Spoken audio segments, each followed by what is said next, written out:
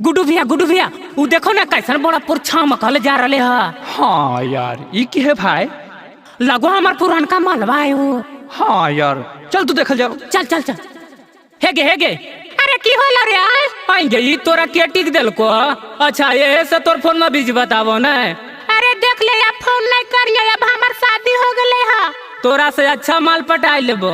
अरे वो कैसे रे ले सुन अर्जुन भाई हलकट फिल्म्स जोगे छाउड़ी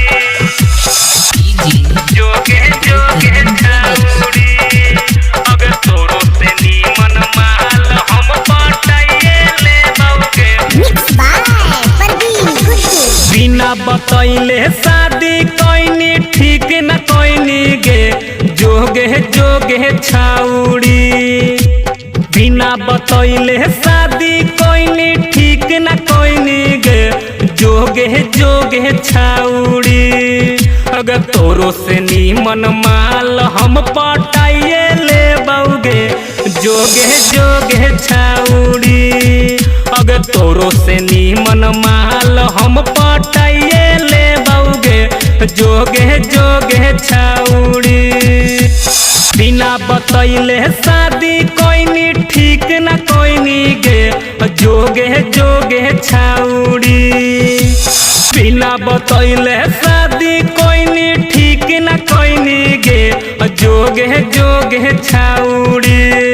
अगर तोरो से नीमन माल हम पटाइए ले बाउगे जोगे छाउड़ी।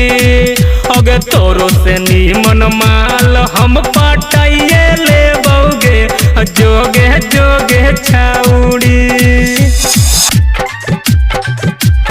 जोगे छाउड़ी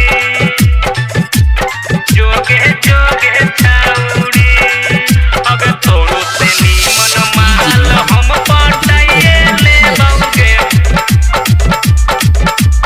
जोगे छाउड़ी मिलल जगहिया कैसे तू भुलाई गेनी गे सुन गे छाउड़ी। मिलल जगहिया कैसे तू भुलाई गेनी गे सुन गे छाउड़ी। अगर तोरो से नीमन माल हम पटाइए ले बाउगे जोगे छाउड़ी। अगर तोरो से नीमन माल हम पटाइए ले बाउगे जोगे छाउड़ी। जोगे छाउड़ी जोगे छाउड़ी अगर तोरो से नीमन माल हम पटाइए ले बाउके।